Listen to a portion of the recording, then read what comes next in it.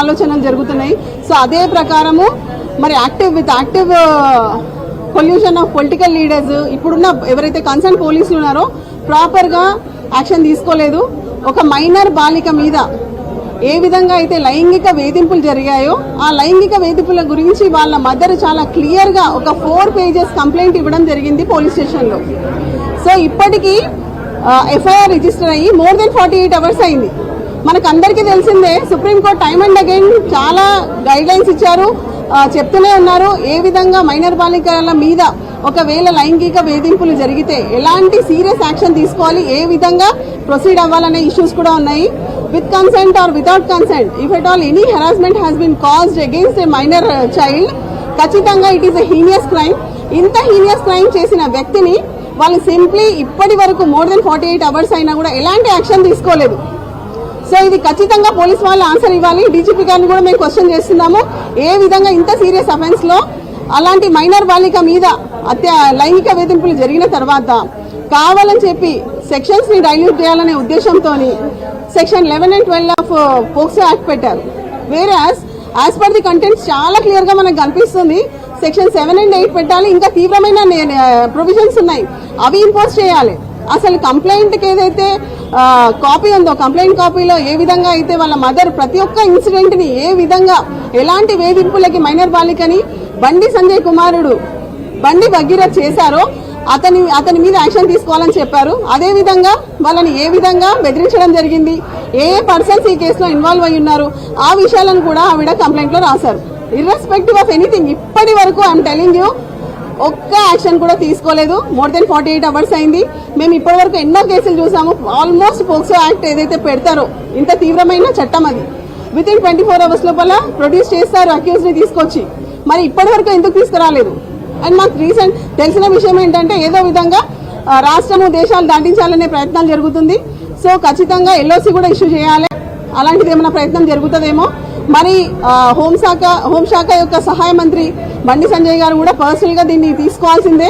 ఆయన home minister, ఆయన central home minister ఉన్నారు. సో ఆయన సహాయక మంత్రిగా ఏదైతే బాధ్యతలు చేపట్టారో మరి రాష్ట్రంలో ఒకవేళ తన కుమారుడే ఈ విధంగా చేసినప్పుడు తన చర్యలు ఏంటి? ఎలాంటి ఎవరైనా కూడా చట్టం ముందు నేరస్తుడే అవుతాడు. ఖచ్చితంగా యాక్షన్ తీసుకోవాలి వాళ్ళు ఎవరైనా సరే. మరి ఇప్పటి వరకు ఆయన తరఫు నుంచి ఆయన ఏం సపోర్ట్ చేసిండు పోలీసు వాళ్ళకి, ఏ విధంగా ఇప్పటి వరకు ఆ పర్సన్ అక్యూజ్డ్ పర్సన్ కోర్టులో రిమాండ్ చేయలేదు. సో ఈ విషయాలన్నిటి కూడా చెప్పాల్సిందే. ఖచ్చితంగా డైల్యూట్ చేయాలనే ఉద్దేశంతో ఏదైతే సెక్షన్ ఆఫ్ లాని తగ్గించి చాలా చిన్న నేరానికి సంబంధించింది అన్నట్టుగా స్టేషన్ బెయిల్ ఇవ్వాలనే ఉద్దేశంతో section 11 and 12 of POCSO act పెట్టడం జరిగింది. ఈవెన్ బిఎన్ఎస్ యాక్ట్ ప్రకారం కూడా చాలా సింపుల్ సెక్షన్స్ పెట్టారు. సో అది కూడా చాలా తప్పు. మీరు అందరు కూడా ఒకవేళ కంప్లైంట్ కాపీ నేను మీకు అందరికి కూడా సర్వ్ చేస్తాను, మీరు చూడండి. ఆ కంప్లైంట్ లో ఉన్న ప్రతి ఇష్యూ ఒకవేళ చూస్తే it is very much serious offence. అలాంటి అఫెన్స్ ఒకవేళ అయినప్పుడు మరి ఏ విధంగా చర్యలు మిగతా వాళ్ళ మీద తీసుకుంటారో అదే విధమైన చర్యలు ఇక్కడ కూడా తీసుకోవాలి. అలా ఎస్కేప్ అవడానికి లేదు. మరి రాష్ట్ర హోమ్ మినిస్టర్ గారిని కూడా మరి రేవంత్ రెడ్డి గారే ఇప్పుడు హోమ్ మినిస్టర్ గారు కూడా కాబట్టి ఆయన దాంట్లో ఆ శాఖ కూడా ఆయనకే ఉంది. మరి ఖచ్చితంగా ఈ విషయంలో తను ముందుకు రావాలి. ముందుకు వచ్చేసి మరి రాష్ట్ర మరి ఒక కేంద్ర హోంశాఖ సహాయక హోంశాఖ అందరూ కలిసి ముందుకు వచ్చి ఖచ్చితంగా తీవ్రంగా ఈ విషయంలో కఠిన చర్యలు ఉండేటట్టు చూడాలి. ఏమంటారు, ఎంత ప్రభావితమైన పర్సన్స్ ఉన్నా కూడా ఎట్టి పరిస్థితుల్లో పోక్సో యాక్ట్ లో ఎవరికి కూడా క్షమాపణ లేదు. ఖచ్చితంగా వాళ్ళ మీద యాక్షన్ తీసుకోవాల్సిందే. సో మహిళా కమిషన్ కూడా మేము ఈరోజు చెప్పాము, ఏ విధంగా అట్లీస్ట్ ఈ విషయంలోనైనా ఒక ఎంక్వైరీ కమిషన్ ని అపాయింట్ చేయమని చెప్పాము. అదే విధంగా సమన్ చేయమని చెప్పాము పోలీస్ అధికారులని. ఎందుకు వాళ్ళు ఇప్పటి వరకు ఎలాంటి చర్యలు తీసుకోలేదు? నాట్ ఈవెన్ 161 స్టేట్మెంట్స్ కూడా రికార్డ్ కాలేదు ఇప్పటి వరకు. వాళ్ళ ఇమీడియట్ బాధ్యత ఏంటి? విక్టిమ్ గర్ల్ ని మెజిస్ట్రేట్ ముందు హాజరుపరచాలి. ఇప్పటి వరకు హాజరుపరచలేదు. ఆమెతో ఇంకా ఎలాంటి తీవ్రమైన లైంగిక వేధింపులు జరిగాయి అవి కూడా అడగాలి. అది కూడా జరగలేదు. మరి ఎందుకు జరగట్లేదు అనేది పోలీసు వారు ఖచ్చితంగా బాధ్యత వహించి వీటన్నిటిని కూడా త్వరితగతిన వాళ్ళు సాల్వ్ చేయాలి. ఇష్యూని ఖచ్చితంగా అతన్ని రిమాండ్ చేయాలని చెప్పేసి మేము డిమాండ్ చేస్తున్నాం. లిటరల్లీ మీరు చూస్తే మీరు మంచి క్వశ్చన్ అడిగారు బ్రదర్. ఏ విధంగా హనీ ట్రాప్ అవుతుంది మీరు చూసారా? 8th రోజు వాళ్ళ పేరెంట్స్ పొద్దున్న నుంచి వెళ్ళి వాళ్ళ మదర్ కంప్లైంట్ ఇవ్వడానికి వెళ్తే వాళ్ళని పేట్ బషీరాబాద్ పోలీస్ స్టేషన్ లో వెయిట్ చేపించి కరీంనగర్ 2 టౌన్ పోలీస్ స్టేషన్ లో వాళ్ళకి అగేన్స్ట్ గా మైనర్ బాలిక మీద ఎక్స్ట్రాక్షన్ సెక్షన్ పెట్టాడు. అందులో అతనే you just see the complaint contents లో చాలా క్లియర్ గా అర్థమవుతుంది. ఇండైరెక్ట్లీ ఈజ్ ఓన్లీ అగ్రీయింగ్ అతనికి మైనర్ బాలికకు ఉన్న ఇష్యూస్ ఏంటనేసి. సో సింప్లీ ఒక మైనర్ బాలికని హనీ ట్రాప్ అని చెప్పేసి అలాంటి ఒక అంటే తప్పుడు ఆరోపణ చేసుకుంటూ ఆ అమ్మాయి మీద చాలా తీవ్రమైన సెక్షన్ 308 క్లాస్ 5 10 సంవత్సరాల జైలు శిక్ష పడే సెక్షన్ ఏమో మైనర్ బాలిక మీద పెడతారు. మీకు నచ్చితేనేమో అట్లా, మీకు నచ్చకపోతే ఇట్లా తీవ్రమైన నేరం చేసి తీవ్రంగా లైంగిక వేధింపులకు గురి చేసిన మైనర్ బాలిక మీద తీసుకుపోయి కరీంనగర్ 2 టౌన్ పోలీస్ స్టేషన్ లోనేమో మీరు పెట్టే సెక్షన్ ఏంటి? 308 క్లాస్ 5 పెడతారా? హనీ ట్రాప్ అంటారా? ఏ విధంగా honey trap? What about this case then? Intentionally ఇలా డైల్యూట్ చేస్తే మటుకు సహించేది లేదు. ఖచ్చితంగా ఈ విషయంలో మహిళా కమిషనే కాదు, ప్రతి ఒక్కరు కూడా child and women welfare commissions ఉన్నాయి, ప్రతి ఒక్కరు ముందుకు రావాల్సిందే. ఈ విషయంలో మటుకు ఆగేది లేదు.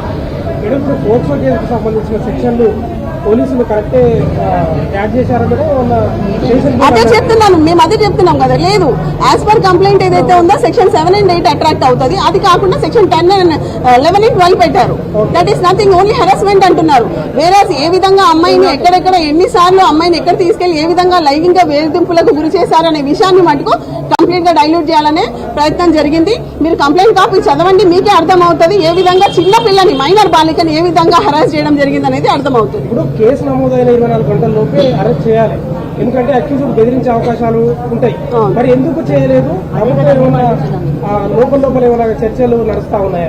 ఇప్పుడు అదే ఏదో విధంగా ఇప్పుడు tampering of witness is very biggest crime in the eyes of law. Actual గా ఏ విధంగా కూడా కంప్లైంట్ ని కానీ విట్నెసెస్ ని కానీ వాళ్ళ ఎవిడెన్సెస్ ని ట్యాంపర్ చేయడానికి వీల్లేదు. కానీ ఇక్కడ ప్రయత్నం అంతా ఏం జరుగుతుందంటే బ్యాక్ ఆఫ్ ది సీన్ ఏదో విధంగా కాంప్రమైజో లేకపోతే ఒత్తిడి గురి చేసో చేయాలని చూస్తున్నారు. మాకు ఈ విషయం కూడా తెలిసింది. రీసెంట్ గా బండి సంజయ్ గారిని ఎప్పుడైతే వెళ్ళి వాళ్ళ మదర్ ఇట్లా మీ అబ్బాయి ఇలా చేశాడని చెప్తే, నీకు తెలియదు నా కోసం నన్ను ఎప్పుడైతే ప్రెసిడెంట్ పోస్ట్ నుంచి తీసేశారో అప్పుడు నా కోసం 8 మంది సూసైడ్ చేసుకున్నారు. సో నీకు ఇప్పుడు అర్థమై ఉంటది నేను ఏ విధంగా ఎంత అంటే ఇన్ఫ్లుయెన్స్డ్ పర్సన్ అనేసి మీకు అర్థమై ఉంటది అనేసి కూడా ఆ అమ్మాయి యొక్క తల్లికి ఇలా ఈ విధంగా బెదిరించడం జరిగిందంట. ఇప్పుడు రాజకీయంగా అనేది ఇప్పుడు మీరు ఇదంతా వదిలేద్దాం. మనం రాజకీయంగా అన్నప్పుడు ఇప్పుడు సెక్షన్ 308 క్లాస్ 5 ఏదైతే కరీంనగర్ పోలీస్ స్టేషన్ లో కంప్లైంట్ పెట్టింది ఎవరు? ఆ కంప్లైంట్ ప్రకారం కంటెంట్స్ ఏంటి? మరి అందులో ఏ రాజకీయ కుట్ర ఉంది? వెళ్ళింది ఎవరు అంటే నీకు తెలుసు. ఇక్కడ పోలీస్ స్టేషన్ కి వెళ్ళి పేట్ బషీరాబాద్ పోలీస్ స్టేషన్ లో నీ మీద కంప్లైంట్ పడింది అనగానే పోలీసులు వాళ్ళకి ఇన్ఫర్మేషన్ ఇస్తారు. సో హయ్యర్ అఫీషియల్స్ ఎవరైతే ఉన్నారో పోలీస్ వాళ్ళు వెళ్ళేసి కరీంనగర్ 2 టౌన్ పోలీస్ స్టేషన్ లో సాయంత్రం 5 గంటలకేమో ఆ అమ్మాయికి అగేన్స్ట్ గా మైనర్ బాలికని ఏమని పెడతారా? ఎక్స్ట్రాక్షన్ సెక్షన్ పెట్టారు. 5 కోట్లు డిమాండ్ చేస్తే నేను 50,000 ఇచ్చానని చెప్పేసి. ఏ విధంగా మరి ఇది ఏ రాజకీయ పరంగా అతను బుక్ చేసిండు మరి? సో అతని ఓన్ కేసే establishes that he has committed offence, he has committed heinous offence under POCSO act.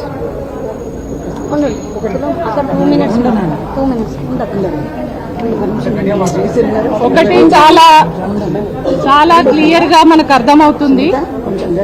Bandi Sanjay అనేటువంటి వ్యక్తి ఒక ఉన్నతమైనటువంటి స్థానంలో ఉన్నాడు.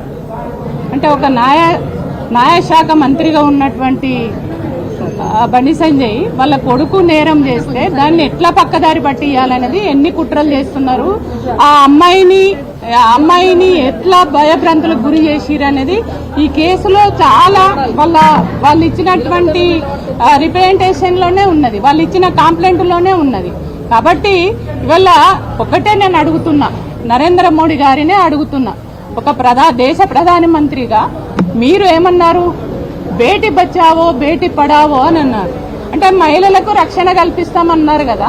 మరి ఇవాళ మీ ప్రభుత్వంలోనే ఇవాళ ఒక హోం మంత్రిగా ఉన్నటువంటి ఇవాళ బండి సంజయ్ అనేటువంటి వ్యక్తి వాళ్ళ కొడుకు ఒక 17 ఏళ్ల బాలిక పైన అత్యాచారం చేసి నేరానికి ఒడిగట్టినటువంటి వ్యక్తి పైన ఆరోపణలు వచ్చినాయి. ఆమెను ఆరోపణలు వచ్చిన తర్వాత అయ్యా నాకు న్యాయం చేయండి, ఈయనను కస్టడీలోకి తీసుకోండి అని చెప్పేసి ఇవాళ పోలీసు శాఖ వారికి ఇవాళ అనేక అంటే దాదాపు 3 నెలల నుంచి పోలీస్ స్టేషన్ల చుట్టూ తిరిగినా కూడా ఇవాళ కేసును పక్కదారి పట్టించేటువంటి కుట్ర కుతంత్రాలు చేసినటువంటిది ఇవాళ వాళ్ళ తల్లిదండ్రులే చెప్పుకున్నటువంటి పరిస్థితి ఉంది.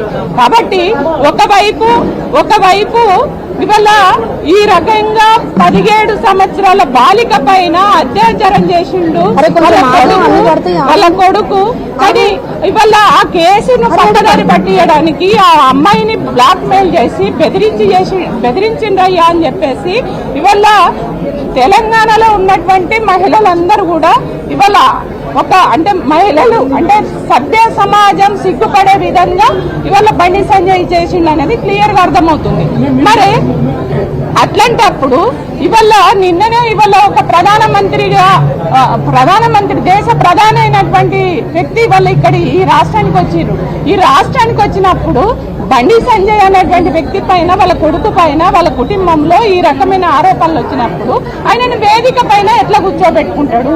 ఆయనతోటి కూర్చోబెట్టుకోవడమే కాకుండా అన్నప్పుడు ఆయన అంటే సభ్య సమాజం సిగ్గుపడే విధంగా ఆయన ప్రవర్తించాడు ఆ వేదిక పైన.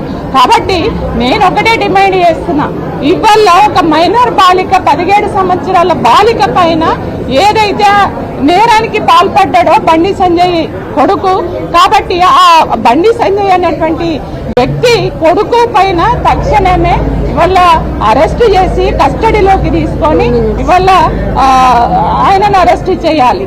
ఇంకొకటి ఇవాళ మేము డిమాండ్ చేస్తున్నది అందుకే మేము ఒక హోంశాఖ మంత్రిగా ఉన్నటువంటి వ్యక్తి ఇవాళ మహిళలకు రక్షణ కల్పించి మహిళలపై జరుగుతున్న నేరాలకు శిక్ష పడే విధంగా బేటీ బచావో బేటీ పడావో అన్న నినాదం ఏదైతే ఇచ్చిరో దాన్ని ఇంప్లిమెంట్ చేసే విధంగా మీరు చేస్తే ఇవాళ మహిళా కమిషన్ ముందుకు వచ్చి ఇవాళ బీఆర్ఎస్ పార్టీ మహిళా విభాగం ఆధ్వర్యంలో మేము ఇవాళ కంప్లైంట్ చేసే పరిస్థితి ఎందుకు వచ్చింది? కాబట్టి ఒక బీఆర్ఎస్ మహిళా విభాగం ఇవాళ రాష్ట్ర వ్యాప్తంగా బీఆర్ఎస్ పార్టీ ఇవాళ మహిళలకు ఎక్కడ అన్యాయం జరిగినా మహిళలకు ఎక్కడ ఇవాళ జరుగుతున్నటువంటి అరాచకాలను అరికట్టే దాంట్లో భాగంగానే ఇవాళ అన్ని మండల కేంద్రాలలో రాష్ట్ర వ్యాప్తంగా కూడా మేము ఈ ఆందోళన చేసి బండి సంజయ్ వెంటనే రాజీనామా చేయాలి. ఇవాళ మైనర్ బాలిక పైన చేసినటువంటి అత్యాచార నేరం ఏదైతే ఉందో బండి సంజయ్ కొడుకును తక్షణమే కస్టడీలోకి తీసుకోవాలి. ఈ కేసులో చాలా మంది కూడా ఇన్వాల్వ్ అయ్యారు. ఈ కేసును పక్కదారి పట్టించడానికి చాలా మంది ఇన్వాల్వ్ అయ్యి ఇవాళ అమ్మాయికి అన్యాయం చేయాలని కుట్ర చేసిర్రు అని చెప్పేసి వాళ్ళ తల్లిదండ్రులే ఇవాళ కంప్లైంట్ ఇవ్వడం జరిగింది. కాబట్టి వాళ్ళు ఇన్వాల్వ్ అయినటువంటి ప్రతి ఒక్కరిని కూడా కస్టడీలోకి తీసుకోవాలి. ఇవాళ బండి సంజయ్ అనేటువంటి వ్యక్తి తక్షణమే నైతిక బాధ్యత వహించి రాజీనామా చేయాలి. నరేంద్ర మోడీ గారిని కూడా నేను రిక్వెస్ట్ కాదు డిమాండ్ చేస్తున్నాను, తక్షణమే ఆయన చేత రాజీనామా చేయించి బర్తరఫ్ చేయాలని చెప్పేసి నేను డిమాండ్ చేస్తాను.